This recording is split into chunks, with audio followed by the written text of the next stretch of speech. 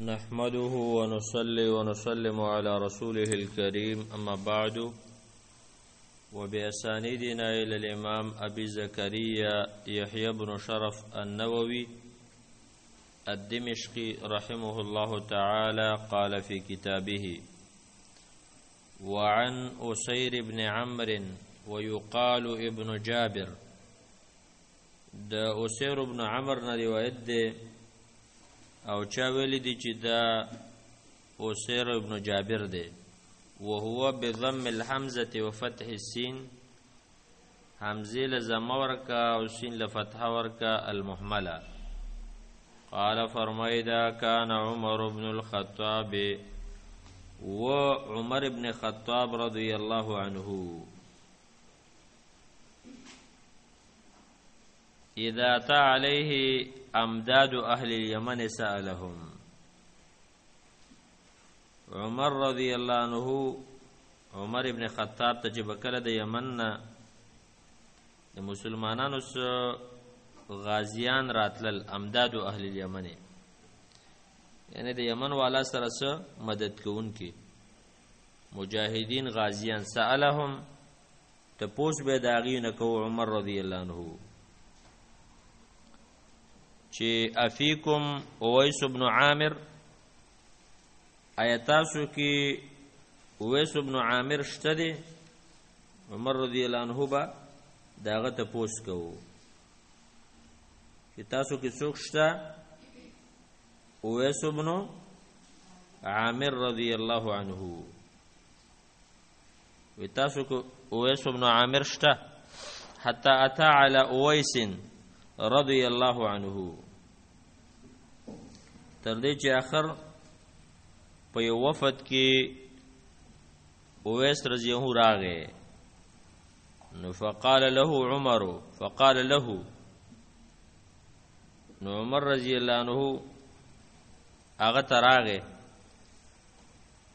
او ورته ویل: انت اویس بن عامر؟ وی ته اویس بن عامر؟ هغه ویل: نعم. قال نعم. او زه اویس بن عامر ما. قال من مراد ثم من قرن، وی د مراد د خاندان نه او د قرن د قبیله سره ستا تعلق دی؟ قال غول نعم. او قال فرمایدا فکان بک برس، عمر جو تو فرمایل وستا بدن باندې برګي مرض و، فبرأت منه چې ته داغه نه روغ شولې، الا موضع درهم، مگر د یو روپۍ قدر زی هغه وسم باقی پاتې دي. قال نعم. غوتل او بیوت عمر رضی الله عنه فرمایل وی قال لك والدة؟ قال نعم. وی مور دې شته دی؟ عمر جو ته فرمایل مور دې ژوندۍ؟ دا غویل او. قال لك والدة؟ قال نعم. قال عمر رضی الله عنه فرمایل سمعت رسول الله صلی الله علیه وسلم، ما د نبی صلی الله علیه وسلم نوریدل یقول غ فرمایل: یاتی علیکم اویس بن عامر، رابشی تاسو ته اویس بن عامر. اویس بن عامر با تاسو ته د یمن والا په غازیانو کې راشي، مع امداد اهل الیمن، سره د غازیانو د یمن والا، من مرادن چې دا به د مراد قبیله نه، ثم من قرن، بیا د قرن قبیله، مراد خاندان قرن قبیله. کان به برسون چې په د باندې به شي برګي مرض په د باندې داغه داغونه په د باندې.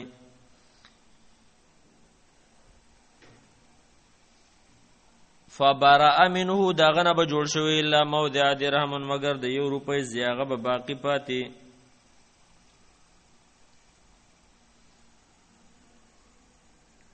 له والدة هو بها بر،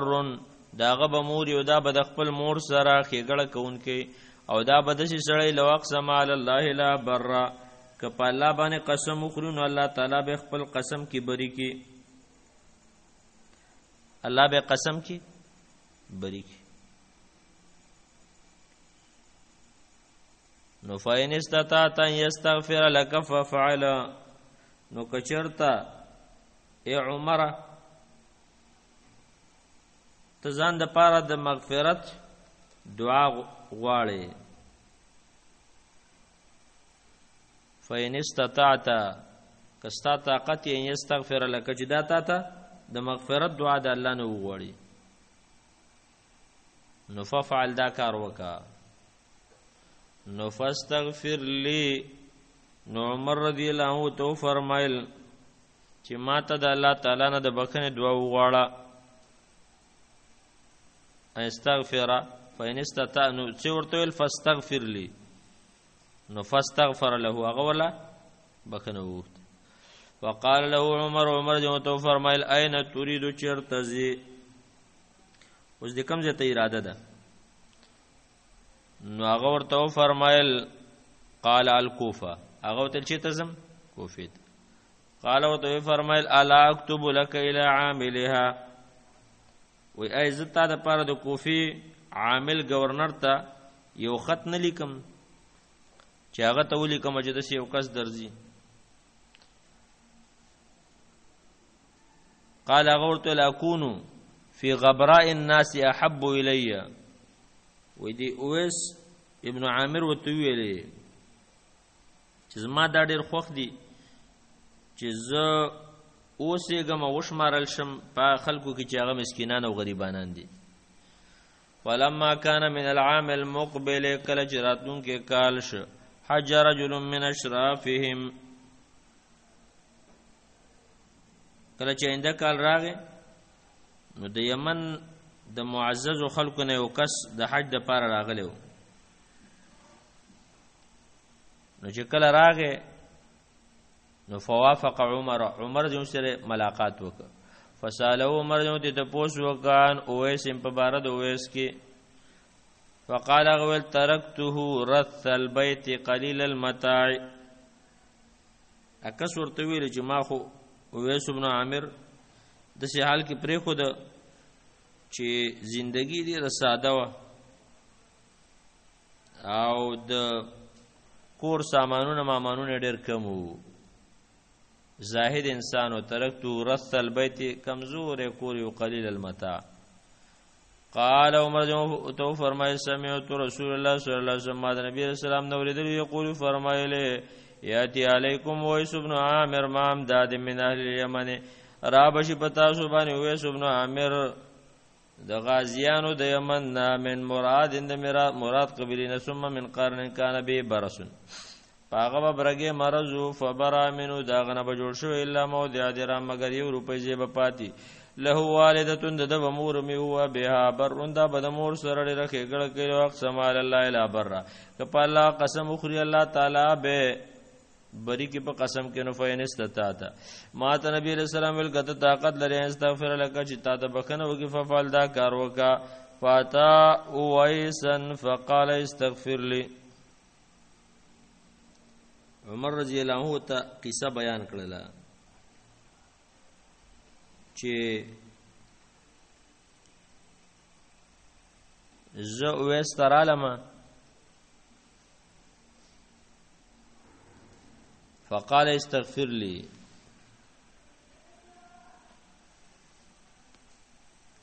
دا سړی چې دی دا راغی ښه عمر جو چې کله دا قصه ته بیان کړله نو وای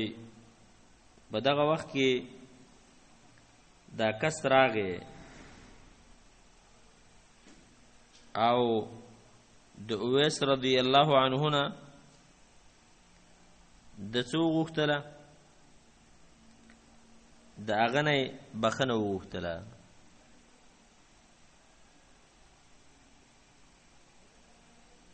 فاتا ویسم فقال استغفر لي بخنه راته قال ورته فرمایل انت احدث عهدا بسفر صالح هغه ورته ویلي وی تا نوې سفر کړی دی او نیک سفر دی کړی دی ښه سفر دی کړی دی فاستغفر لي ما لبخنه وغواړه قال فرماید لقيت عمر وی وته فرمایل چې ته د عمر جون سره مخامخ قال نعم نو فاستغفر له نو داغه د پاره بخنه وغوښتله.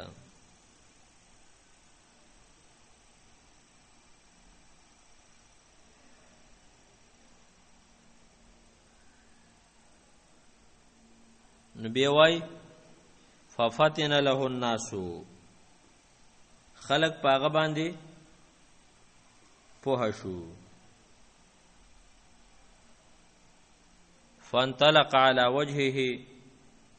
نو اویس رضی الله عنه په خپل مخ باندې روان شو. کله چې اویس رضی الله عنه کستا بخنه وکړله د الله نه ول بخنه وغوښتله نو بس هغه پوه شو چې اوس نور نقصان ونه کی بس ایسته هغه د غزې نه روان شو. رواه مسلم. وفي روایت لمسلم ايضا په بل روایت د مسلم کې هم دا رنګ راځي د وسیر ابن جابر نه ان اهل الكوفه یقینا د کوفه والا وفد والا عمر جمته وفد راغی فیم رجل پدې کې یو سړی ممن کانا یسخر باویس چې هغه په ټوکې کولې د چا پوری د اویس رضی الله عنه پوری با هغه ټوکې به ور پوری کولې ځکه د غریب ته د اویس رضی الله فضیلت نو معلوم. فقال عمر جمته فرمایل هل ها هنا احد من القرنیین عمر جمته فرمایل دلته د قرنیین نه څوک شته دي. فجاء ذلك الرجل دغه سړی راغی. فقال عمر جمته فرمایل ان رسول الله صلی الله علیه وسلم قد قال یقینا د الله پیغمبر فرمایلی دي ان رجل یاتیکم من الیمن یو سړی به تاسو ته د یمن نه راځي یقال له ویسبتو الیکیږي لا يدعو بالیمن غیر ام له یمن کې بندانه پرې دی په غیر د مور نه بل څوک کی صرف یو مور به یمن کی. هاو وقد كان به بیاض پاغه سپینواله سپین کې مرض به فدع الله تعالی پاغه باندې برګه مرض وو الله نه دعا وکړه نو الله رب العالمین هغه جوړ وس دا غبرګي مرض داغونه په د باندې موجود دي. فاذهبه الله الا موضع الدينار او الدرهم دینار یا درهم قدر پاتې. ومن لقي منكم سوق جستاسر دینه مخام شو فليستغفر لكم بخنه تاسو له وغوړي الله ځکه دا مستجاب الدعوه دی الله دعا قبلې. وفي روایت له بل روایت کې راځي انو عمر رضی الله قال اني سمعت رسول الله صلی الله علیه وسلم یقول ما د نبی رسول الله نو ورېدل فرمایله ان خیر التابعین رجل غره په تابعینو کې سره دی یو قال له سورته ولیکي ولو والدتون د مورم شته وکانه به بیاذن په د باندې سپین کې مرز فمروه حکم ورته کیف فليستغفر لكم قولوا دا قول غبراء الناس بفتح الغين المعجم واسكان الباء بالمد وهم فقراؤهم وسعاليكهم دا غریبانانو ته ولیکي ومن لا يعرف عينه من اخلاقهم او چې نه پیژندل کیږي دا غزات داغه ذات نه پیژندل کیږي د وجه د ګډوډوالي نه یعنی غریب سره